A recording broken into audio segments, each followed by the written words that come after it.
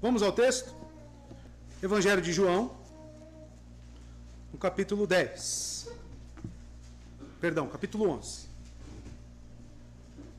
Vamos dar continuidade aqui na exposição do texto, a qual já vem sendo exposto, há um certo tempo. Sempre digo isso, mas sempre também vale aqui confirmar que a pregação expositiva sequencial exige de nós a frequência necessária para que haja um entendimento completo, e a continuidade do que é exposto. Hoje nós iremos abordar do verso 17 ao verso 27. Então 10 versos aí. João, capítulo 11, verso 17 ao 27, primeira leitura na versão King James. Quando Jesus chegou, encontrou Lázaro já há 4 dias no sepulcro. Ora, Betânia estava perto de Jerusalém, cerca de 15 estádios. E muitos dos judeus tinham ido consolar a Maria, a Marta e a Maria, acerca de seu irmão. Verso 20. Ouvindo, então, Marta que Jesus vinha, foi a seu encontro. Mas Maria ficou assentada em casa. Verso 21. Então disse Marta a Jesus: Senhor, se tu estivesses aqui, meu irmão não teria morrido. Verso 22. Mas agora sei, tudo quanto pedires a Deus, Deus tu concederá. 23. Disse-lhe Jesus: teu irmão há de ressuscitar. 24. Disse-lhe Marta: eu sei que há de ressuscitar na ressurreição do último dia. Verso 25. Disse-lhe Jesus: eu sou a ressurreição e a vida. Quem crê em mim, ainda que esteja morto, ele viverá. 26. E todo aquele que vive e crê em mim, nunca morrerá. Crês tu isto? E 27, último. Disse-lhe ela: sim, Senhor. Eu creio que tu és o Cristo, o Filho de Deus, que havia de vir ao mundo. Até aqui. Vamos orar? O momento da palavra, um momento que exige de nós reverência, atenção. Então peço que os papais, as mamães, estejam com seus filhos. Se precisar sair, saia. Mas dê o seu máximo nesse momento, pensando na congregação. Em respeito à palavra de Deus, em respeito ao que estamos fazendo aqui. Vamos orar nesse momento para que o Espírito Santo abra o nosso entendimento, nos dê clareza, tanto na transmissão dessa palavra, quanto no recebimento. Vamos orar. Eterno Deus e Pai, neste momento eu quero te louvar por este culto, Deus, agradecer ao Senhor. Mas o momento da palavra, Pai de amor, é um momento chave para nós. Um momento onde necessitamos da condução do Teu Espírito, para que Ele nos dê luz sobre os fatos aqui registrados. Que o Teu Espírito aplique essas palavras em nossos corações. Que o Teu Espírito, Deus, me dê a sabedoria necessária para transmitir isso. Que eu não fale nada de mim mesmo, mas que eu busque glorificar ao Senhor e exaltar a Cristo a todo momento. Aos ouvintes, Deus, eu peço que a emissão dessas palavras gere arrependimento, gere santificação, gere salvação, Senhor. Que o Senhor nos ajude. Necessitamos do Senhor. Obrigado, Pai. É o que eu lhe peço, em nome de Jesus. Amém. Amados, estamos num texto onde vai relatar, João capítulo 11, irá relatar a ressurreição de Lázaro. Nós vimos na semana passada, nosso irmão Felipe aqui expondo essa palavra, que Jesus estava numa região chamada Betânia também. Mas não é a Betânia aonde está Lázaro e suas irmãs. Era uma Betânia além do Jordão, que fica situado mais ou menos a 40 quilômetros da Betânia, nas proximidades de Jerusalém. E Jesus recebe a notícia, possivelmente através de um mensageiro, não pelas irmãs, mas por um mensageiro, de que Lázaro estava enfermo. E Jesus afirmou, veja só, ele não falou de possibilidades, ele afirmou que essa doença não era para a morte. E essa foi a mensagem que o mensageiro apanhou e trouxe para as irmãs. E engraçado que, após o mensageiro ir embora, Jesus permaneceu ainda 2 dias no local. E isso trouxe algumas confusões na mente dos discípulos. A pensar, se Jesus não foi até lá, e se ele disse que essa doença não é para a morte, então está tudo tranquilo. Tanto que quando se finda os 2 dias de permanência, nesta Betânia além do Jordão, e ele decide se deslocar para as proximidades de Jerusalém, local este ao qual ele já havia sofrido perseguições, os discípulos entram em parafuso. Eles não entendem. Veja, por exemplo, no verso 8 do capítulo 11, onde seus discípulos disseram: Mestre, recentemente os judeus procuravam apedrejar-te, e tu vais para lá novamente. Então, amados, estamos neste impasse que foi exposto na semana passada, mas conclusivamente Jesus se deslocou para este local. Mas a ressurreição em si, ela vai esboçar na prática os poderes divinos de Cristo. Demonstra vividamente o poder que Cristo tem sobre a morte. E isto será representado na figura de Lázaro, na pessoa de Lázaro. Veja, por exemplo, no capítulo 8, verso 52, se você voltar um pouco na sua Bíblia, ele fez algumas reivindicações questão a isso. No verso 8, 52, ele diz: Então disseram os judeus, agora nós sabemos que tu tens demônio. Morreu Abraão e os profetas, e tu dizes: se algum homem guardar a minha palavra, ele nunca provará a morte. Então Cristo já, no Evangelho de João e diversas outras vezes, já declarou que ele tem poder sobre a morte. Isto é um fato. Fato este que desencadeou grandes perseguições contra Jesus. O milagre formou uma ponte aqui, irmãos, entre o ministério público de Jesus, direcionado para a nação de Israel, porque ele fazia todas essas declarações, ele fez a Nicodemos em João capítulo 3, ele purificou o templo em Jerusalém também no capítulo 2. Então, ou seja, ele enviava a sua mensagem e efetuava milagres para a nação de Israel. Mas também ele tinha um ministério privado. Ele tinha um ministério dedicado para os seus discípulos ao mesmo tempo, preparando-os para a sua partida. Seus discípulos que seriam colunas da igreja, os apóstolos que anunciariam o Evangelho. Pois este milagre em específico serviu para fortalecer a fé dos discípulos, como podemos ver no verso 15. Olha o que ele disse no verso 15 do capítulo 11 de João: Estou contente por causa de vós, de que eu não estivesse ali, ou seja, não estivesse com Lázaro, para que creiais. No entanto, vamos até ele. A mesma coisa aconteceu quando ele transformou água em vinho.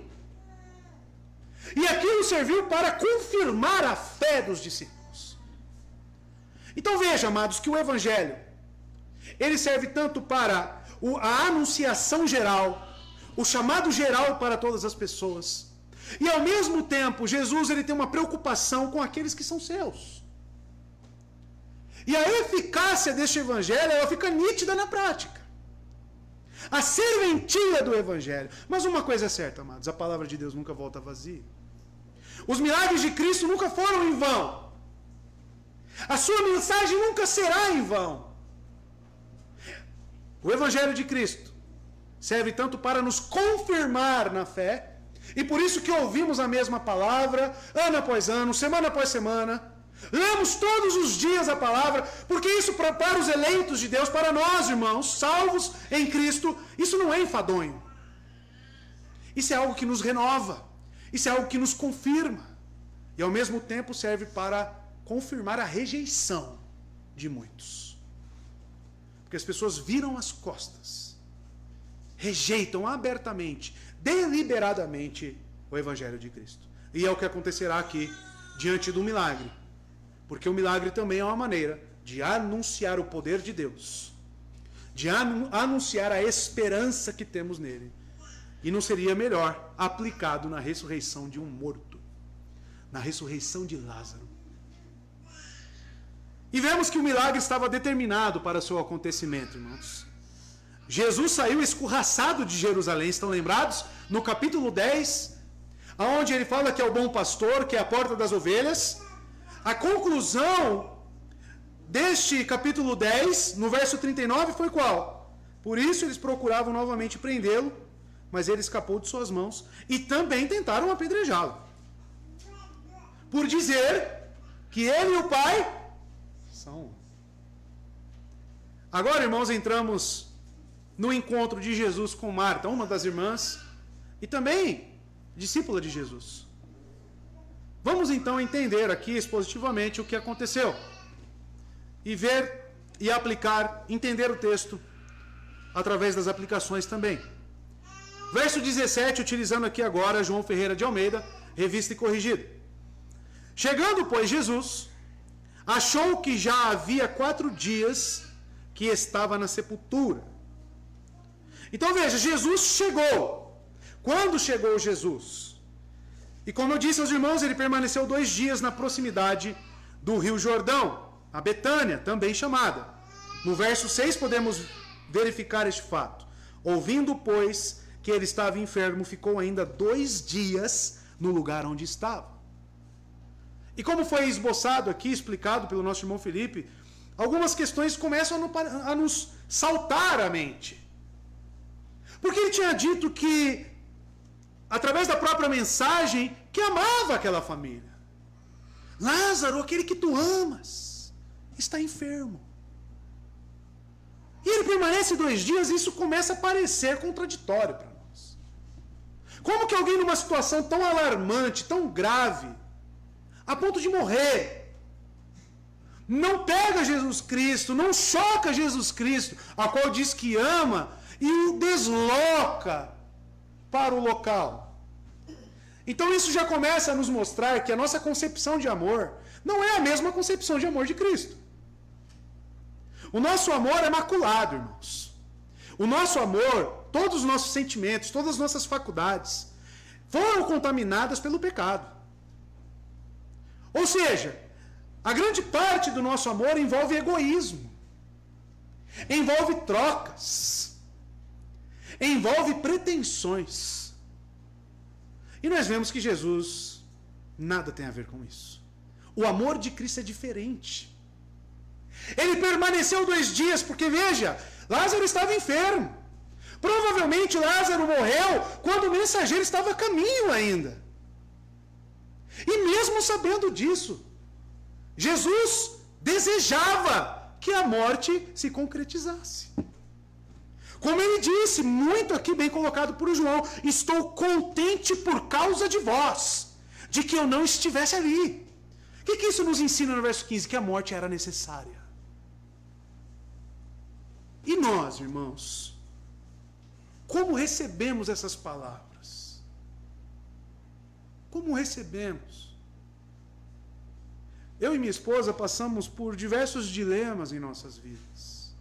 E às vezes ela me pergunta, mas e aí, o que você sente? O que você acha que vai dar?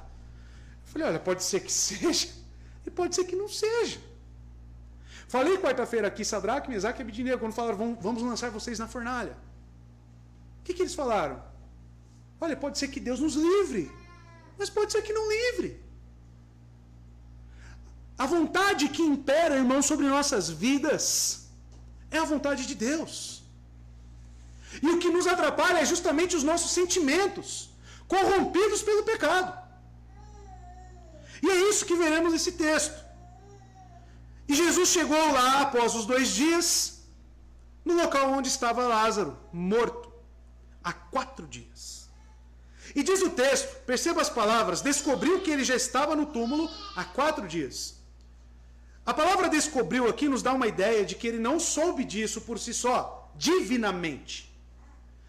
Essa palavra descobriu, ela nos passa a ideia de que alguém anunciou para ele isso. Ó, Lázaro morreu. Talvez encontrou alguém. Porque os irmãos vão perceber que a casa de Marta e Maria estava em luto. E uma casa de um judeu em luto não é como os nossos costumes. Quando a pessoa morre, tem algumas horas de velório e vamos embora. Não, o luto de um judeu era prolongado.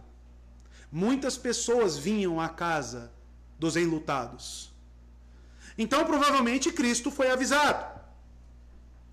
E este percurso, né, entre as duas Betânias, como eu disse aos irmãos, que é relatado que ele chegou lá, é aproximadamente 40 quilômetros de distância entre as duas Betânias, além do Jordão, e esta nas proximidades de Jerusalém. Mas perceba a ênfase do autor no verso 17 para o quarto dia. Porque se você faz uma análise simplória no texto, você pensa, por que falar 4 dias? Isso aqui é muito importante para nós.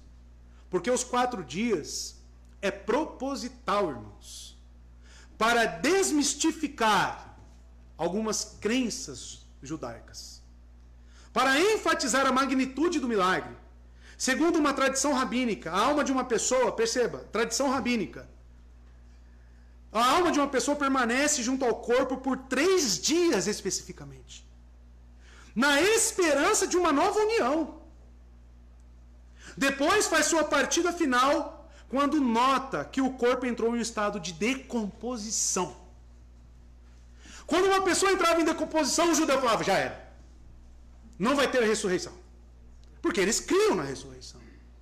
Os saduceus não criam na ressurreição. Mas os fariseus que faziam a aplicação oral da lei de Moisés, eles falavam sobre ressurreição. E 3 dias tinha esse costume. Olha, até 3 dias pode acontecer algo. No quarto, de maneira nenhuma. Entende por que Cristo permaneceu mais 2 dias? Entende por que Deus enviou as pragas no Egito? Para derrubar todos os deuses pagãos. Entende que os propósitos de Deus são superiores aos nossos. Que os nossos olhos enxergam a 1 palmo do nosso nariz. E Deus abre o leque de toda a humanidade, de todas as vidas, de todos os destinos.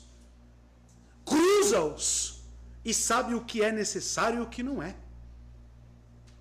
E na maioria das vezes, por nossas limitações de enxergar esses propósitos, acabamos pecando. Acabamos murmurando. Verso 18.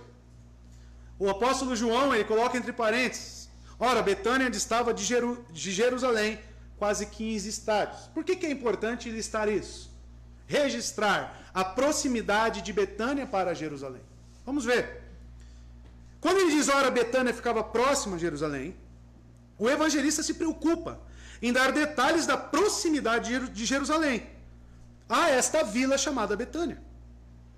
Isso estava dentro dos decretos, tanto para fortalecimento dos discípulos, como já vimos no verso 15, mas também consolo dos familiares. Mas principalmente para que fossem testemunhas do milagre. Muitos de Jerusalém estariam ali presentes, destacando a benevolência de Deus, mesmo em meio à rejeição do seu filho.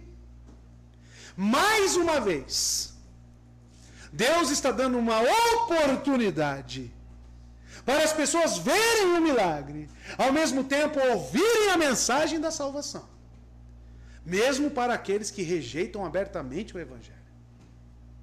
Os decretos de Deus envolviam a morte de Lázaro, envolviam uma vila chamada Betânia, que era próxima de Jerusalém, e que Jerusalém rejeitava Jesus Cristo abertamente. Aonde que Deus escolheu ressuscitar o morto? Justamente um local onde estariam aqueles que rejeitam.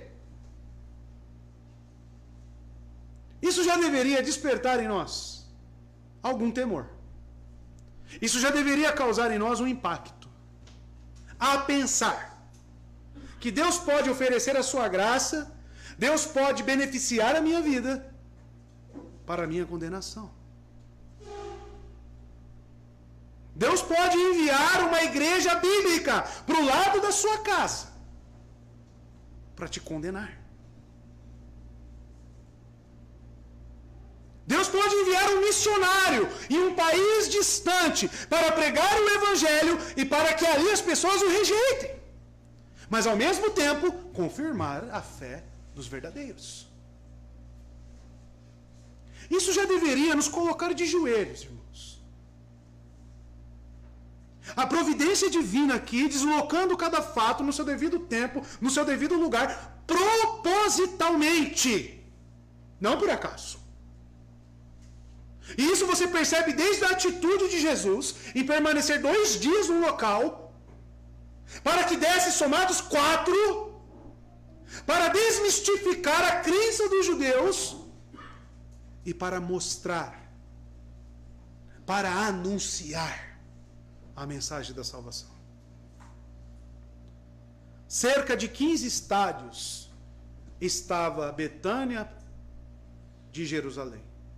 15 estádios é aproximadamente 2.775 metros. 2,7 km. Próximo. Pegar daqui aonde? Na Praça do Xangai, mais ou menos? 2 km? Mais? Pouco mais, né? No shopping. Aqui no shopping. Se tem um parente seu que faleceu e a sua casa é como daqui no shopping, você iria lá? Com certeza. Próximo. Verso 19. E muitos dos judeus tinham ido consolar a Marta. Aqui está a prova, irmãos. E muitos dos judeus tinham ido consolar a Marta e a Maria acerca do seu irmão. Ou seja, a morte era necessária? Era. Para quantos motivos? Quantos propósitos? Vários. Reunir essas pessoas no local era um. Anunciar a mensagem através da efetuação do milagre era outro. Confirmar a fé dos discípulos também era outro. E assim nós vamos vendo como que Deus age. E os judeus, e sabemos que essa palavra judeus, ela é utilizada nos evangelhos tanto para denominar os líderes religiosos, o povo que tinha uma preeminência entre o povo, tá? E sabemos que aqui tinha pessoas de gabarito, da sinagoga, do sinédrio. Veremos isso no final do capítulo 11, quando eles rejeitam abertamente. Eis o motivo, então, amados, do verso anterior. Do ponto de vista humano, os enlutados estavam ali para confortar as irmãs em sua perda. Mas do ponto de vista de Deus, eles estavam ali para testemunhar o milagre de Jesus. A ressurreição de Lázaro seria em público, perante os numerosos espectadores, muitos dos quais eram hostis ao Senhor. Como resultado, nem mesmo os inimigos de Jesus seriam capazes de negar o milagre. E vemos isso no verso 47, por exemplo. Então, veja quem que se reúne aqui, gente. Veja aqui, meus irmãos. Então reuniram-se os principais sacerdotes e os fariseus em conselho, dizendo: o que faremos? Pois este homem faz muitos milagres. Não era por falta de provas. Você percebe que as pessoas que forem mandadas para o inferno, irmãos, são pessoas que odeiam a Cristo, odeiam o Evangelho. Não é por falta de evidências, não é por falta de anúncio. As pessoas, irmãos, reconhecem e sabem. Você deve compartilhar da mesma experiência que eu, por exemplo.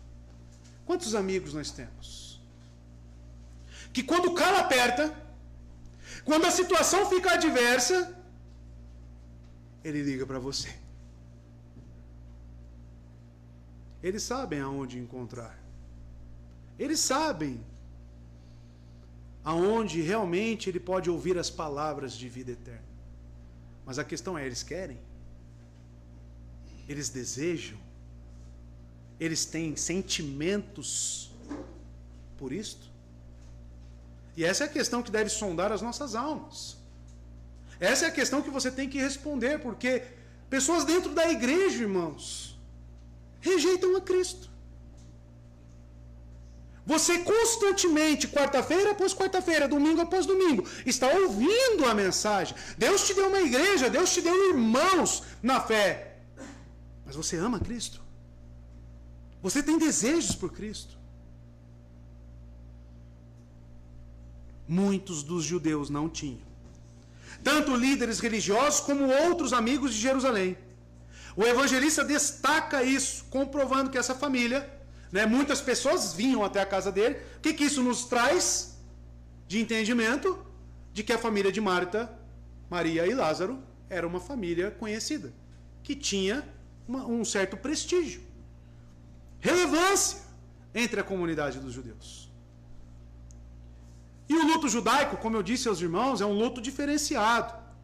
Era costume de enterrar o falecido no dia da sua morte. E o luto se estendia por um período de 30 dias, irmãos. Sabe aquele velório que você vê ali? Perto da praça ali, da delegacia. Tem um local ali de... É rapidinho, né? Você vai lá, quantos já foram num velório? É rápido. Um judeu era durante 30 dias de luto. E as pessoas vinham na casa, choravam com a pessoa. Contratavam pessoas, irmãos. Você encontra na Bíblia uma palavra chamada carpideiras. As carpideiras eram contratadas para chorar. Eram contratadas para ficar ali. Contratavam-se também tocadores de instrumentos. E o luto se estendia. 30 dias. Verso 20. Ouvindo, pois, Marta que Jesus vinha, saiu-lhe ao encontro. Maria, porém, ficou assentada em casa. Então aqui é inserido as personagens Marta e Maria, pelo autor do Evangelho, João. Ouvindo, pois, Marta que Jesus vinha, saiu-lhe ao encontro, diz o texto. E parece que a aproximação de Jesus da dita Betânia não tinha sido anunciada assim abertamente. Teria Jesus enviado um mensageiro especial ou um discípulo para dar essa notícia? O autor do Evangelho não revela. Mas sabemos que, de qualquer modo, o Senhor quis falar com Marta. Quis ter esse encontro também providencial com Marta. E ele queria fazer isso de que forma? Longe do rebuliço. Longe da multidão. Talvez Marta vá até ele devido ao perigo que ele corria também. Porque tudo que aconteceu no capítulo 10, irmãos, que era uma festa chamada festa da dedicação, no verso 22, ou seja, os judeus da proximidade de Jerusalém estavam nessa festa junto com Jesus. Então toda a hostilidade que Jesus passou era de conhecimento de todos. Se vocês lembrarem no capítulo 7, quando ele chega lá, os irmãos falam com ele, vamos para a festa. Ele fala, não vou, vão vocês. Para vocês todo tempo é tempo. Eu vou depois. Tanto que eles chegam lá e os judeus, conforme o relato de João, começam a procurar Jesus. Então a figura de Jesus era uma figura marcada por esses homens. Então a Marta, sabendo disso, talvez quis ir até ele para poupá-lo de qualquer perseguição. Essa é uma das possibilidades. Mas uma coisa eu sei, irmãos, que este encontro era necessário. Maria, porém, ficou assentada em casa. E entre os evangelhos de Lucas e João, fazendo alguns comparativos, é demonstrado o retrato do caráter das irmãs, correto? Marta sempre ocupada, superativa, estava sempre ali envolvida com serviços, trabalhos. E Maria não. Maria sempre foi mais calma, contemplativa.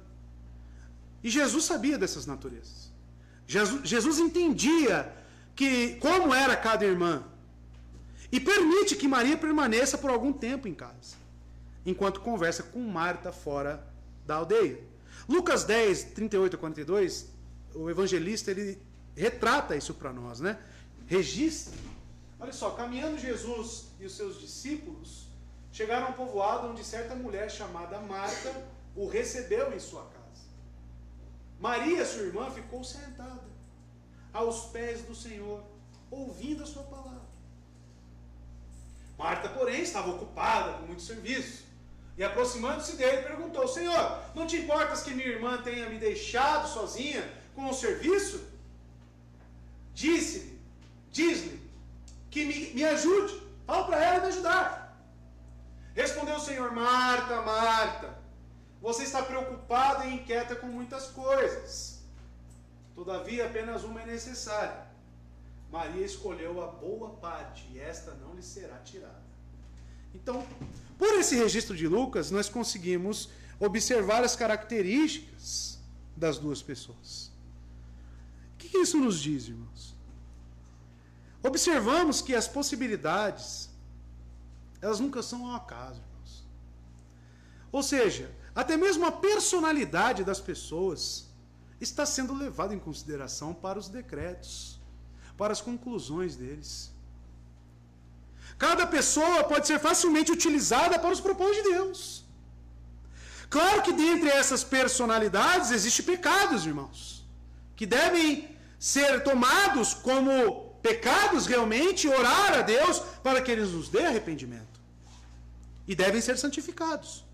Mas algo maravilhoso é observar Jesus movendo os seus passos dentro das causas secundárias. Dentro das personalidades de cada um. Isso é totalmente aplicável, irmãos, às vezes no casamento. Porque às vezes eu orava, né, no começo do meu casamento, eu não entendia muitas coisas. Eu falava: Senhor, você me deu uma mulher totalmente diferente de mim. Você me deu uma pessoa que é o oposto de mim. Depois eu fui entender que a personalidade da minha esposa me santifica. E neste caso não é diferente. Jesus, precisando desse encontro em particular com Marta, o que é levado em consideração? A personalidade das pessoas.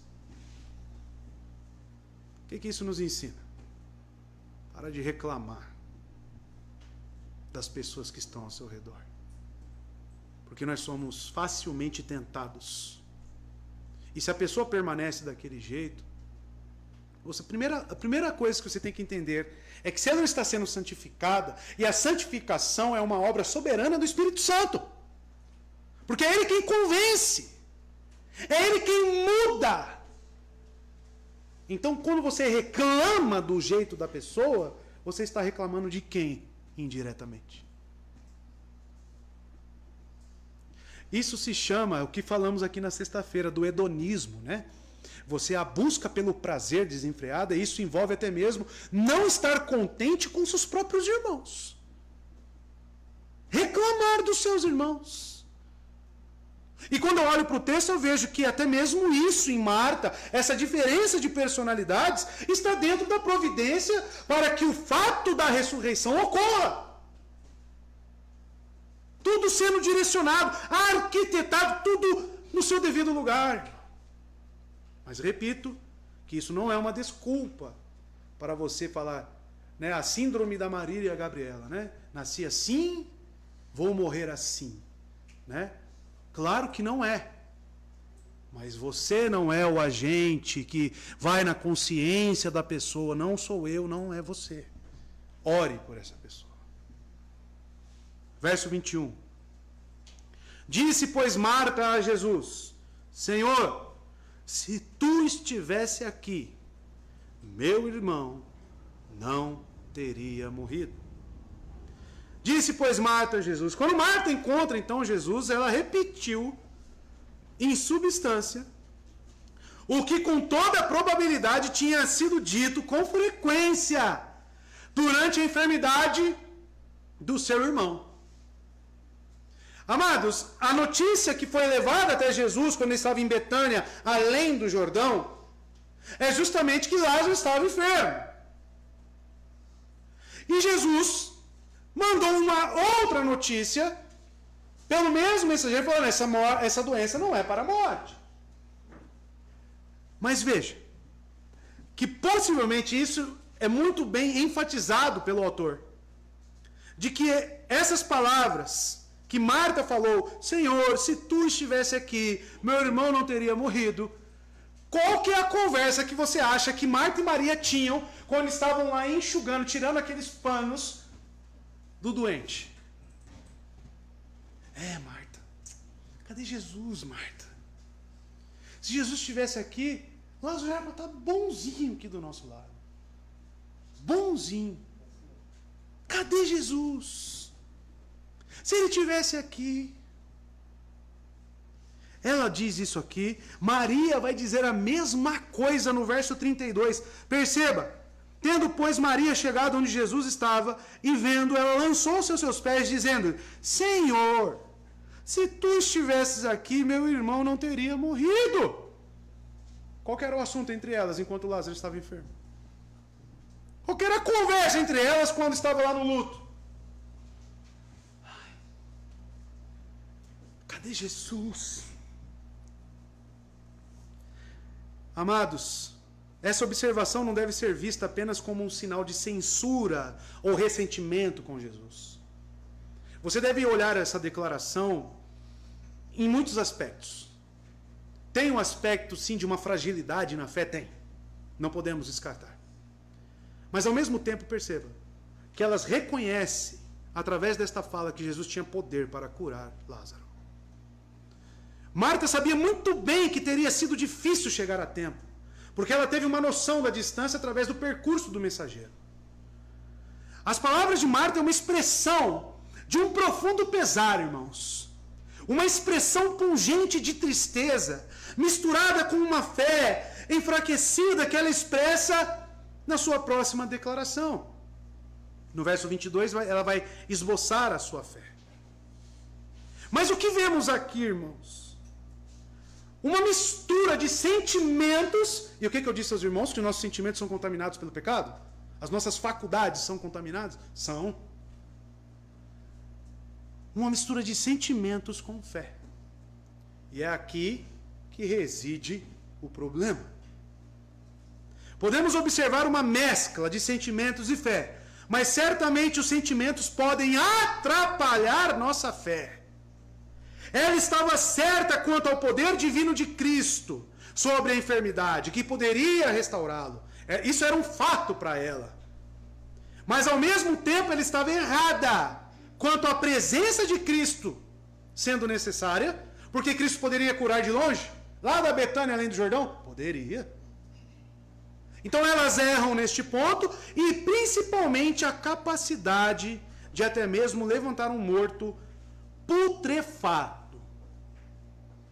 Ou seja, em estado de composição. Os 4 dias, irmãos, é muito significativo para eles. Os 4 dias acabou com todos os tipos de esperança. Oh, Senhor, se estivesses aqui. Amados, isso já nos ensina muito. Porque nas situações adversas, nós, muitas das vezes, permitimos que os nossos sentimentos tomem lugar da nossa razão. Estava falando com a minha esposa esses dias, né? Falando, uma coisa é você conhecer, né, a doutrina da providência divina. Outra coisa é você viver elas. Outra coisa é você estar passando por uma situação totalmente incômoda e falar, isso está nos decretos de Deus? Sim. Então é plano dele, vontade dele. Quando entraram aqui na igreja e roubaram algumas coisas, essa última vez, eu falando também com a minha esposa, disse, quem permitiu isso? Quem quis isso? Ele poderia ter dado graça a esse ladrão e tirado a vontade de roubar? Poderia. Mas não foi assim. Então por que reclamar? Vamos ter isso como ensinamento, vamos trabalhar, vamos recomprar as coisas e vamos seguir. Fulano está à beira da morte. Você vai entrar em desespero? Quem é aquele que tem o dom da vida em suas mãos? Por que nós entramos em desespero, irmãos? Porque a nossa fé, ela está totalmente embaralhada, misturada com os nossos sentimentos.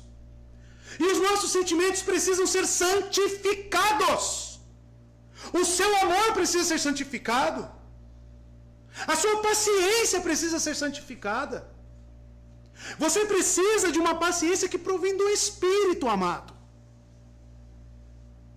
Então nós temos que olhar para o texto e ver que os defeitos e os erros encontrados na fala de Marta estão totalmente relacionados com sentimentos desenfreados. A nossa fé, irmãos, ela age no campo da razão. A nossa fé, irmãos, ela tem que ser guardada. Ela tem que ser lida, ela tem que ser entendida. E descer para o coração. Quando eu digo descer, irmãos, é disciplinar os nossos sentimentos. A nossa fé em Cristo tem que balizar aquilo que olhamos, que vemos em Cristo. E não existe fato, acontecimento que deve tirar. Estão lembrados de Pedro caminhando sobre as águas? Enquanto ele estava com seus olhos em Cristo, enquanto a sua razão, enquanto seus sentimentos estavam direcionados a Cristo, ele estava indo na direção certa. Qual foi o momento que ele começou a afundar? Quando ele olhou para quê? Para o quê? As ondas, os ventos. Aí, ó, afundou. Aqui é a mesma coisa, irmãos. O que Marta está afundando. Marta está afundando. Mas não significa que ela não tem fé em Cristo. E sim uma deficiência. Verso 22, veja a declaração dela. Não acaba no 21. No 22 ela diz: mas também agora sei que tudo quanto pedires a Deus, Deus te concederá. Ela diz: mas também agora sei. Então veja que é acompanhado, né? Ela ao mesmo tempo fala que se ele estivesse lá, mas também. Então você vê que é uma mistura. Agora sei. Marta se prepara para declarar o seu entendimento sobre Cristo. Não podemos anular a fé dessa mulher, irmãos, que certamente se apegou nas palavras ditas ao mensageiro, que essa enfermidade não é para a morte. Verso 4 você pode consultar o que Cristo disse. E certamente crendo nisto, porém em meio a um turbilhão de emoções, ela anuncia sua crença em meio aos sentimentos. Quantas vezes você foi aconselhar uma pessoa num momento difícil, aí você falou algo da palavra de Deus: eu sei disso já. Eu já sei que é assim, eu sei que Deus é soberano, eu sei que tem os decretos, eu sei. Mas, como é que você age diante do eu sei? Como é que você se comporta diante dos ensinamentos bíblicos? Essas palavras, irmãos, se não descer para o coração, de nada vale. Essas palavras, irmãos, se não tomar corpo na nossa vida, de nada vale. Porque quando o dia mal vier, você vai falar eu sei e vai se comportar como um pagão. E é neste ponto que pecamos. E é neste ponto que perdemos o controle. Tudo quanto pedires a Deus, Deus te concederá. Ela faz uma afirmação gloriosa. O caráter surpreendente desta afirmação deve receber seu devido reconhecimento. É verdade que na superfície, que os versos 24 e 39 nos informam, parece apontar para a direção do abandono dessa esperança. Marta agora, com seu irmão morto, de certa forma está repetindo essas palavras misteriosas. Essa enfermidade não é para a morte. Parece que ele está repetindo isso. Quando ela diz, tudo quanto pedires a Deus, Deus te concederá. Ela está pegando a informação, a palavra que Cristo enviou a elas. É por este prisma que as palavras do versículo 22 assumem significado. Porque se você analisar o que ela diz no 24, né, falando que a ressurreição é a ressurreição do último dia. Então não era realmente Cristo. Se você ainda pegar o verso 39, onde Cristo fala, tirai a pedra. Marta, a irmã daquele que estava morto, disse, Senhor, a essa altura ele cheira mal, porque ele está morto há 4 dias. Então, como entender as palavras do verso 22? Somente pelo prisma do que Cristo enviou a elas pelo mensageiro. Então, fica claro essa mistura realmente de fé com sentimentos desordenados. Eles estavam tristes, irmãos. As irmãs estavam em prantos. Elas estavam num sentimento profundo de dor. Perderam seu irmão. Você perdeu um ente querido, próximo. Graças ao bom Deus, eu ainda não perdi a minha mãe, nem meu pai, nem nenhum irmão meu. Mas eu não imagino a dor. Não passa nem na minha cabeça como que é isso. Porque eu já frequentei alguns velórios e já vi diversas reações. Já vi pessoas desesperadas. Aqui está uma mulher profundamente emotiva, irmãos. Irmãos, sua alma tomada pela tristeza. Mas, veja, eu destaquei aqui tudo quanto pedires. O pedires vem do grego aiteu, que significa pedir, rogar, suplicar, desejar, requerer. Marta olhava para as obras de Jesus como feitas em resposta à oração. E se vocês recordarem, o ex-cego, né, o cego de nascença, no capítulo 9, verso 31, ele diz palavras parecidas. Ele diz, ora, sabemos que Deus não ouve a pecadores. Mas se algum homem adora a Deus e faz a sua vontade, a esse ouve. O ex-cego aqui, ele está se referindo a Cristo. Porque chamaram Jesus, os fariseus, de endemoniado. Esse homem tem demônio. Esse homem não é de Deus. E o ex-cego fala, não, pelas obras que ele executa, e o tipo de obra que este homem executa só pode ser uma obra vinda de Deus. Então Deus o ouve. Marta, ela vem no mesmo caminho. Similaridades da fé genuína. Confiança. Não foi isso que cantamos no Salmo 16? Confiança em Deus. Então, amados, o termo que Marta usou é apropriado nos lábios de um inferior que pede um favor a um superior. Marta não entendia totalmente a relação entre o pai e o filho. Mesmo assim, à luz da fé de Marta, embora ainda obscurecida pelas dúvidas, pelos sentimentos que surgiram, momentaneamente dispersa as trevas de quase desespero. Sabe aqueles lampejos de fé? Assim somos nós, irmãos. Às vezes estamos na turbulência, mas em algum momento você dá um lampejo de fé.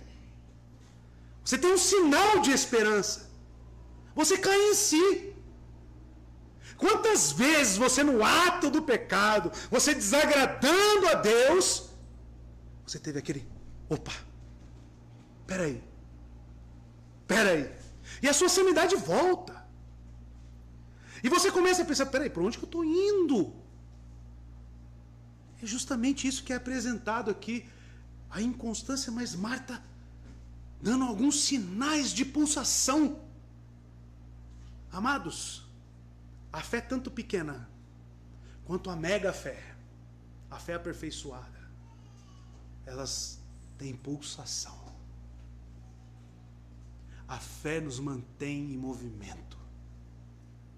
A fé dada por Deus, ela não é apagada. Por mais que tenhamos imperfeições, irmãos, e devemos nos arrepender delas, e buscar a santificação, mas se você ainda tem esses lampejos, essa pulsação, mesmo que fraca, você está vivo. Você está vivo. Mas é claro que uma pessoa com uma pulsação fraca, né, com a pressão baixa, o que acontece com a pressão baixa, né? A pulsação fica fraquinha.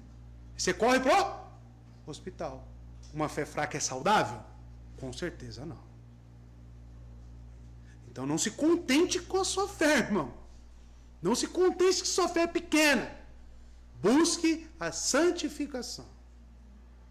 Busque sair dos aparelhos. Busque sair dos remédios. Busque a sanidade, a sobriedade espiritual. Verso 23, Jesus agora diz. Disse-lhe Jesus: teu irmão há de ressuscitar. Marta deveria pegar isso aqui e acabou. Acabou a conversa. Mas não. Cristo dá uma declaração contundente. Ele diz há de ressuscitar. Ele vai. E quem está falando aqui, irmãos? É o próprio Deus. É aquele que sustenta todas as coisas pelo poder da sua palavra. Hebreus capítulo 1, verso 3. Aquele que governa, aquele que a tudo foi entregue. A soberania está nas mãos de Cristo. E é o mesmo que está falando esta mulher. Jesus se mantém nos passos do plano de Deus. Suas palavras são as mesmas que no verso 4. Quando ele disse no verso 4, esta enfermidade não é para a morte, é a mesma coisa que ele vai ressuscitar. Mesmo que esteja morto. Então isso, amados, também nos ensina que a circunstância, por pior que pareça, ela não anula as Escrituras. Ela não anula a palavra de Cristo. Se ele disse que estará conosco até a consumação dos séculos, ele estará conosco. Não é a circunstância, não é o modo como você está vivendo que vai levar você a pensar, acho que Cristo não está comigo. Não é isso que define. Se ele disse, assim será. Porém, amados, mais sucinta foi essa declaração do que no verso 4. E certamente ela já havia recebido esta mensagem. Marta suprimindo, ou até mesmo apagando, a sua tênue esperança, como se isso fosse bom demais para ser verdade. Ou um ato por demais ousado. Verso 39 deixa claro, né? Tirar a pedra, Jesus, já cheira mal. Mas não, quantas Martas existem aqui essa noite? Quantos de nós somos assim, irmãos? E isso deveria nos exortar. A palavra de Deus já deveria nos exortar, irmãos. A bondade de Cristo é algo espantoso, perdoando as falhas de Marta e lhe prometendo mais do que poderia permitir ou imaginar. O sacerdócio de Cristo, aquele a quem Deus enviou, tem capacidade de se compadecer de nós, irmãos. Mesmo diante dessas palavras, que pode soar como um escárnio para ele, porque ele já havia dito no verso 4, agora ele repete. A sua graça, a sua misericórdia é destacada aqui, porque mais uma vez ele reafirma. Ele não precisava reafirmar nada, ele já havia dito. E é assim conosco. Ele se compadece das nossas fraquezas, irmãos. E se precisar te falar 1000 vezes, e aí os meios de graça. Por que existe a igreja comprada pelo seu sangue? Para que nós possamos estar aqui reunidos e receber incentivo um dos outros, mediante o que é a sua palavra. Cristo é misericordioso. E Ele não leva em consideração essas nossas fraquezas, irmãos, a fim de cuidar e pastorear os seus eleitos, as suas ovelhas. Está aqui a expressão, a exemplificação do que Ele disse como ser um bom pastor. Ele chega, acolhe, fala de novo, seu irmão há de ressuscitar. Em outras palavras, a sua esperança ainda não acabou. Calma, minha filha. Calma. Calma, meu querido. Encontre refúgio na palavra de Deus. O que está ali, irmão? As promessas de Cristo devem renovar a nossa mente e o nosso viver. Está cansado, sobrecarregado? Vinde a mim. Isso é uma promessa. E não é se alguém morreu, e não é se você perdeu tudo, que isso vai deixar de ter a validade. Não é. O seu sentimento vai levar você a descartar isso. Mas você deve disciplinar o seu sentimento. Como?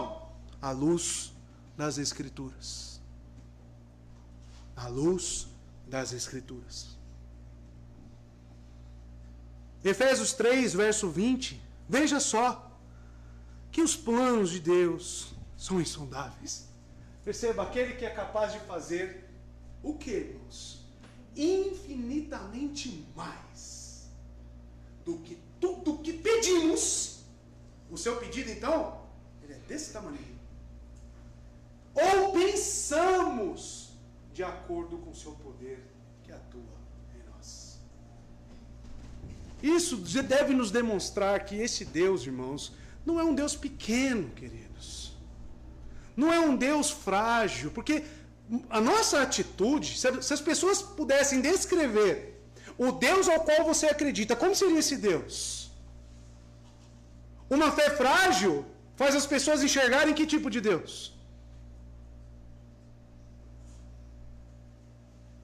Então isso deveria nos envergonhar. Se você pedir para um ímpio, falar, descreva em mim, através das minhas atitudes, que são movimentadas pela fé que eu tenho em Cristo, descreva esse Deus. Como seria?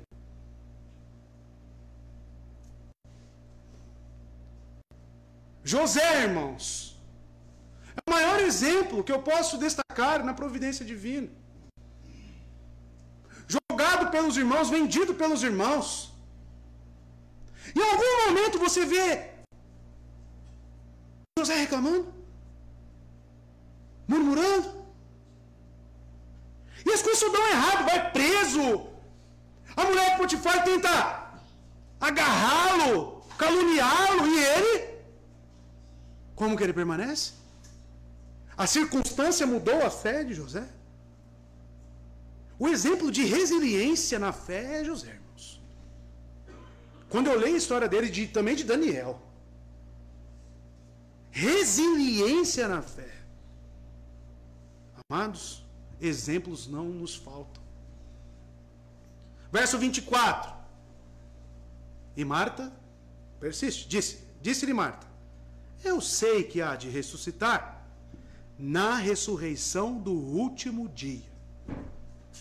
Marta, Marta, né? Eu sei que ele se levantará na ressurreição do último dia. Replicou tristemente. A tristeza e o desalento, mais uma vez, lograram vitória. Essas palavras aqui, irmãos, é de desalento, de desesperança. Ela, com toda a probabilidade, estava pensando, Jesus se refere, claro, à ressurreição no fim dos tempos. Essa, eu concordo. Essa referência à ressurreição na grande consumação, provavelmente era um tipo de consolo convencional, frequentemente oferecido pelos pranteadores profissionais. Como eu disse, os fariseus acreditavam na ressurreição. Lázaro era um judeu. Então qual que era o consolo no velório? Tranquilo, ele vai ressuscitar, nós vamos ver ele. Quantos pastores fazem isso, né? Com os crentes? Isso está correto. Se é crente verdadeiramente, isso deve nos motivar. Não, vamos encontrar com ele. Não como fazem, o cantor sertanejo morre e já colocam até aquela coroinha, né, de anjo nele. Morre o fulano lá que nunca falou de Jesus, nunca pisou numa igreja, as pessoas gostam de colocar no céu. Eu não sei o que leva as pessoas a fazerem isso, mas é um consolo cego. Isso é uma maneira de aplacar a consciência que está ferida. A ressurreição do corpo foi ensinado contundentemente no Antigo Testamento. Foi também como Marta sabia. Marta não era meramente uma judia, ela era uma discípula de Jesus. Ela ouviu certamente as palavras de Cristo sobre ressurreição. E, ironicamente, enquanto ela acreditava que Jesus tinha poder de ressuscitar seu irmão no futuro, ela não acha que ele também podia fazê-lo imediatamente. Mas será que você não é essa pessoa? Será que quando o assunto é ressurreição, você não está nos mesmos padrões de fé de Marta? Não é irônico isso, ela acreditar em algo futuro e não acreditar que ele tinha poder para fazer ali e agora? Não é irônico? E nós agimos de que forma, irmãos? Volto a dizer o que eu salientei aqui. Ah, eu sei. Mas e aí? Convicções infundadas. Não devemos, sem a autoridade da palavra de Deus, nutrir-nos de esperanças vazias. Ela estava certa de que Lázaro estaria vivo se Cristo ali estivesse. Mas a sua esperança era limitada, mesmo diante de uma declaração dessas, do verso 23. Sua consciência a leva para longe, movida pelos sentimentos, as quais provarão nada ser senão vento. Porque eu queria estar lá, por exemplo, não condenando Marta, porque a fé que ela tem, ela vai ficar ainda mais firme nas próximas declarações. Mas eu queria ver o rosto de Marta e Maria quando elas olharam para Lázaro saindo do túmulo, andando. Aí é a famosa expressão ficar com cara de bolinha, né? O quanto de crente, irmãos, eu imagino no dia do juízo, quando ver todas as profecias ainda não cumpridas se cumprindo, quanto de crente, e não é que era verdade mesmo? Ah, olha! Ué, mas já não foi falado? Nós somos assim, irmãos. E isso é pecado. Porque é confiar desconfiando. É crer, mas porém quando o sentimento bate, você está ali, quase morto. 25. Disse-lhe Jesus, e eis uma das grandes declarações: eu sou a ressurreição e a vida. Quem crê em mim, ainda que esteja morto, viverá. Isso aqui é altamente impactante no coração. Isso aqui é de um tamanho de consolo sem igual. Eu sou a ressurreição e a vida. Agora entende porque ele diz que ele é a porta? Eu sou a ressurreição e a vida. Quem crê em mim, ainda que esteja morto, viverá. Aqui segue o grande eu sou. E eu sou foi a maneira como Deus se apresentou a Moisés. Estão lembrados lá na sarça? Eu sou. O eu sou é atemporal. O eu sou é aplicável no passado, no presente e no futuro. Eu sou. Cristo se apresenta da mesma forma. Eu sou, e este é o quinto no Evangelho. Existem outros, irmãos. Ele diz, eu sou o pão da vida. Ele diz, eu sou a luz do mundo. Mas veja, ao mesmo tempo que ele diz, eu sou o pão da vida, ele deu alimento. Ao mesmo tempo que ele fala, eu sou a luz do mundo, ele trouxe a vista aos cegos. Eu sou a porta das ovelhas e muitos entraram por ele. Eu sou o bom pastor e ele demonstra cuidado. E aqui está sendo demonstrado. Eu sou o caminho, a verdade e a vida. Eu sou a videira. Jesus é a ressurreição e a vida. A ressurreição e a vida, isso é Jesus, irmãos. Tanto a ressurreição quanto a vida estão radicadas nele. Observe a ordem, primeiro a ressurreição, depois a vida, porque a ressurreição abre porta para a vida imortal.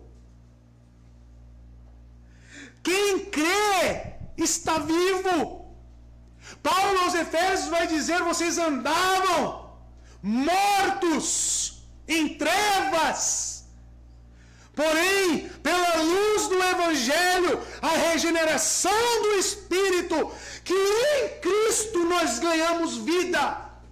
Nós fomos transportados de um reino de trevas de um estado de decomposição para um estado de vida e de luz.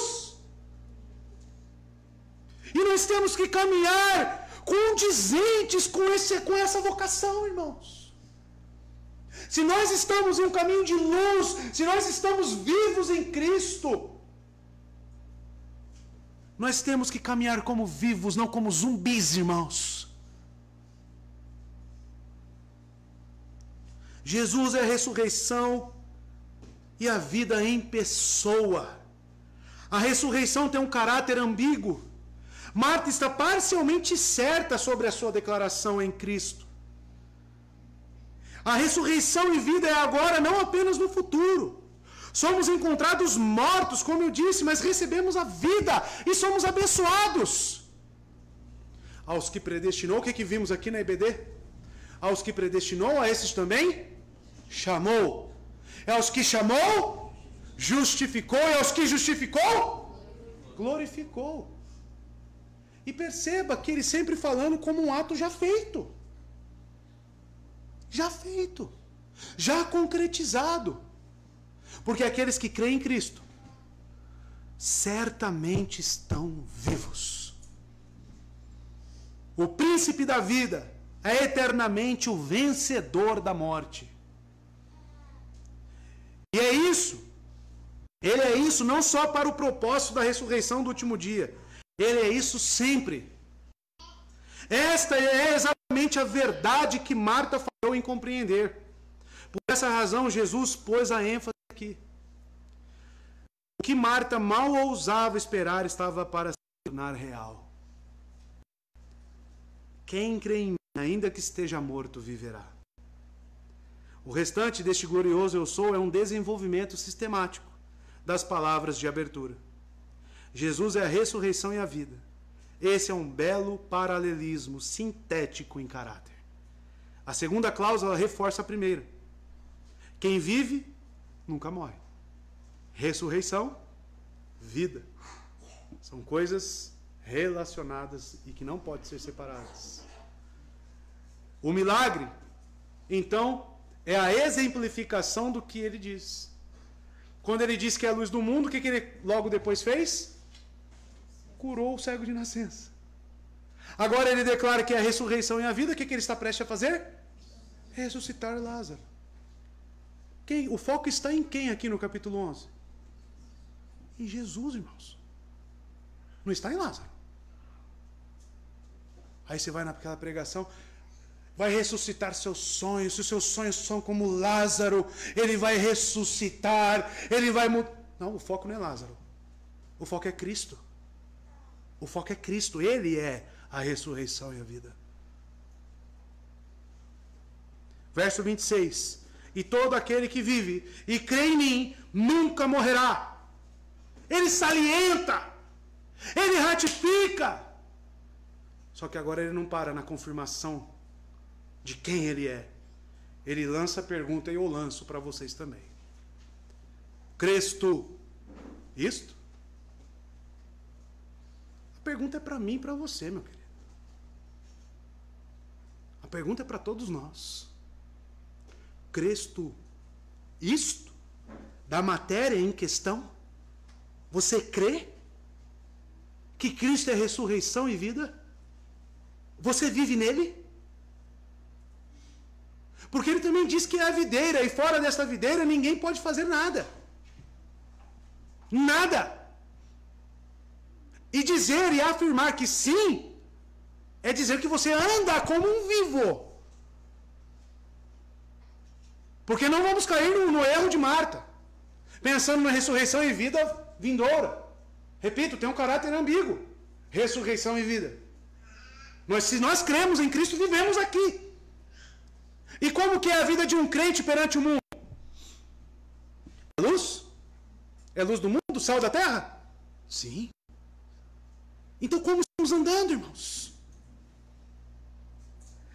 E quem vive e crê em mim, esta é a exposição da segunda parte da sentença. Cristo é a vida e ele é a vida porque jamais permite que a vida que uma vez outorgou se perca, mas que a preserva até o fim. Isso ele afirmou no capítulo 10, verso 18. onde ele diz: nenhum homem atira de mim, mas eu de mim mesmo a dou, e tenho poder para dar, e tenho poder para tomá-la novamente. Esse mandamento eu recebi do meu Pai. Porque visto que a carne é tão frágil, o que seria do ser humano, se depois de haver obtido vida, em seguida fosse entregue por si próprio?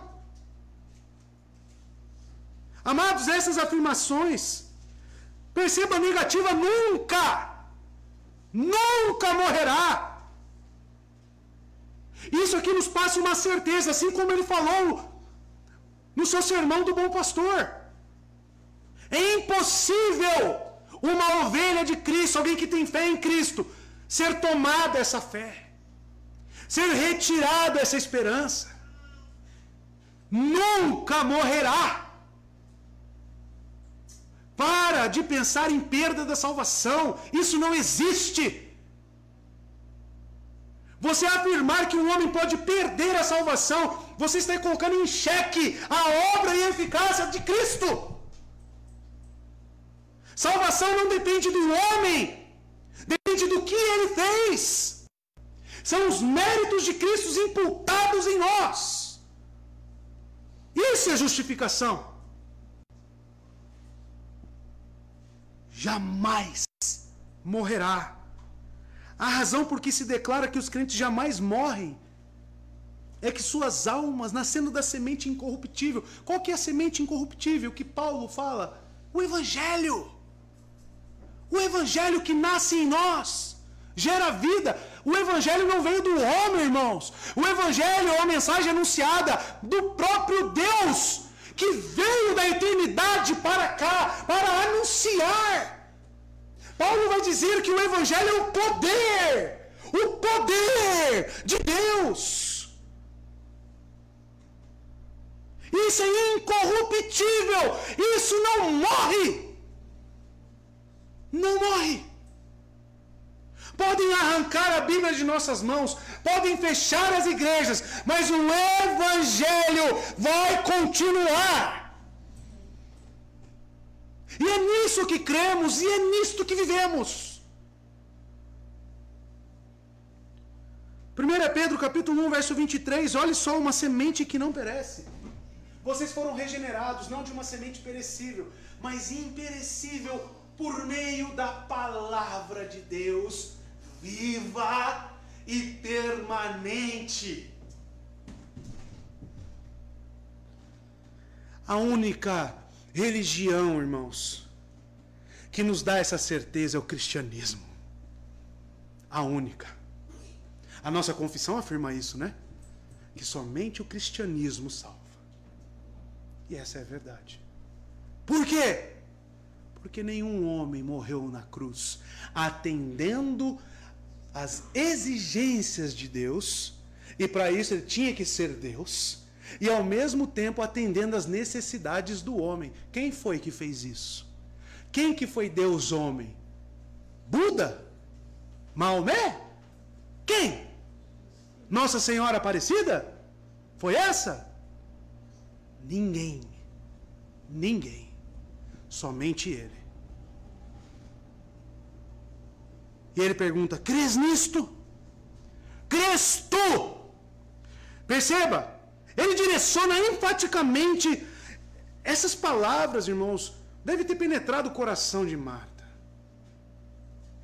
Tu, olhando nos olhos dela, o Deus verdadeiro, tu crês? Ele não estava perguntando se ela acreditava que ele estava prestes a levantar seu irmão. Não era isso. O Senhor estava chamando-a para pessoalmente acreditar que somente Ele era a fonte, o poder da ressurreição e da vida. Acreditar isto é crer no que Ele diz de si mesmo. E assim, depositar plenamente sua confiança nele. Então, essa pergunta não é acreditar, porque um monte de gente, os crentes falsos, eles negam a Cristo com as suas palavras. Quantas declarações, quantos batismos falsos você já viu? Quantos? Aí o pastor falou: crês Que Cristo é o único suficiente salvador da sua vida? Aí a pessoa lá no batismo fala o quê? Sim.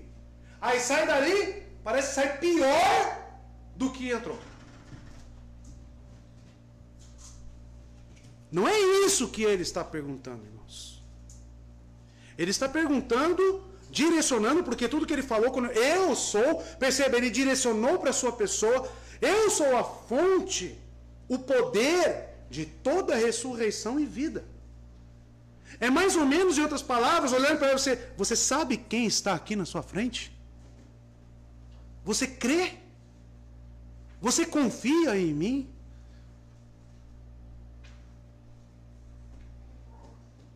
Verso 27 e último.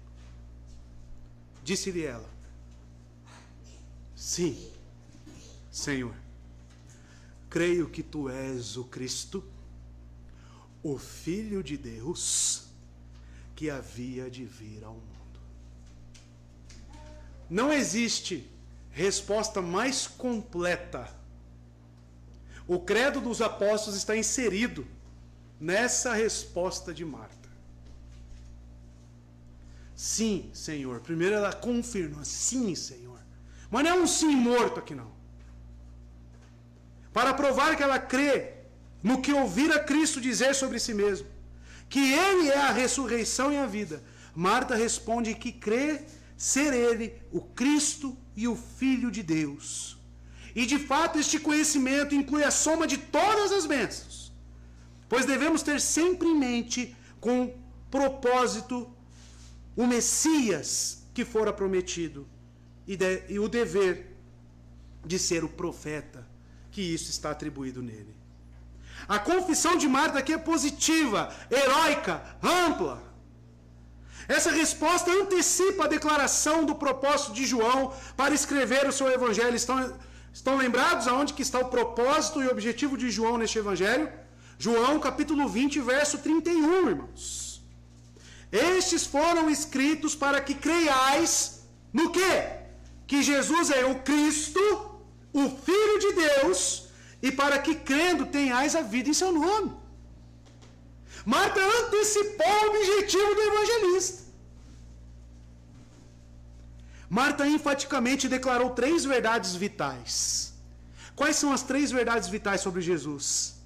E perceba que em comum acordo, o mesmo fez André no capítulo 1, verso 41, tá? Discípulo de Cristo. Ela confessou que ele era o Cristo, ou Messias, como João Batista também fez, no capítulo 1, verso 34. Natanael também fez isso, capítulo 1, verso 49. E os próprios discípulos, Mateus 14, verso 33. Ela afirmou que ele era o Filho de Deus, e o Filho de Deus é a divindade divina. É o Logos, o Filho de Deus. Ela não está falando Filho do homem, como a visão de Daniel, capítulo 7. Ela diz o Filho de Deus. Então ela declara, ela confirma a divindade de Cristo. E finalmente, como no Antigo Testamento havia previsto, ela se referiu a ele como aquele quem vem para o mundo, o libertador enviado por Deus. Ela assume a humanidade de Cristo. Ela declara que ele veio para libertar os pecadores das trevas. Ela tem um conhecimento completo da função, da mediação de Cristo. Outro dia perguntei para um irmão aqui na igreja, o que uma fé, mesmo pequena, como uma gigantesca, tem em comum? Você tem que ter essa resposta, para você não confundir alhos com bugalhos. Primeira coisa, quando ela diz que havia de vir ao mundo, ela está querendo dizer a libertação dos pecados. Então a primeira coisa, irmãos, um salvo, ele reconhece que ele estava em trevas, ou está em trevas, e necessita de um Salvador. Então a fé, sendo pequena ou gigantesca, ela vai te dar esse senso de miséria, ela vai te dar esse senso de perdição, e automaticamente necessidade de um Salvador. Só que essa necessidade é uma necessidade mesmo. É você reconhecer e buscar a Ele. Eu não estou dizendo que você não vai ter momentos como Marta teve, mas estou dizendo que você está realmente com um objetivo nele. Você está guardado nele. E ao mesmo tempo, a obra de mediação, de que Ele é Deus, isso é fato. A fé te comunica isso, que Ele é Deus. E de que Ele tabernaculou conosco. Então não tem como nós desassociarmos a sua pessoa, a segunda pessoa da Trindade, e ao mesmo tempo da sua humanidade. As duas coisas estão unidas em uma só. A fé nos comunica isso. A fé salvadora te dá a certeza, te dá a garantia de que Ele é o seu Salvador. E Marta declarou isso de maneira enfática. O que aprendemos hoje, irmãos, com o texto? Que a fé, ela pode estar em Cristo e ao mesmo tempo ser perturbadora, pode ser afetada pelos seus sentimentos. E por que isso acontece? Porque ainda temos a natureza corrompida em nós. Ainda passamos por essas dificuldades em vida. É o que Paulo diz em Romanos 7, o bem que eu quero fazer, este eu não faço. Então nós estamos nessa situação. Mas ao mesmo tempo nós temos a sua palavra. E Cristo lança constantemente a sua palavra para nós. Para que possamos voltar à sobriedade, irmãos. Pode reparar, irmãos, e você depois fale comigo. Os momentos que você está em um estado tão sujo, ou nos momentos em que você está totalmente andando contrariamente a Deus, me responda, não são os momentos em que você se apartou da palavra de Deus? Amados, a lógica sempre será a mesma. Se a palavra de Deus não permear os nossos pensamentos, os nossos corações diariamente, mais chances teremos de sermos dominados pelos sentimentos corrompidos. A igreja é graça de Deus. Esses irmãos acrescentados nessa igreja é graça de Deus para mim e para você. Sua palavra também. Ceia também. Batismo também. Tudo isso são meios para nos confirmar, para nos deixarmos inabaláveis na fé. Que possamos ser gratos ao nosso Senhor. Que Deus te abençoe. Amém? Vamos orar? Incline sua cabeça, vamos buscar ao Senhor. Se você tem uma fé fraca, irmão, converse com Deus. Peça perdão pelos seus pecados e que Ele te dê algo realmente maior, que a sua palavra santifique seu coração. Oremos.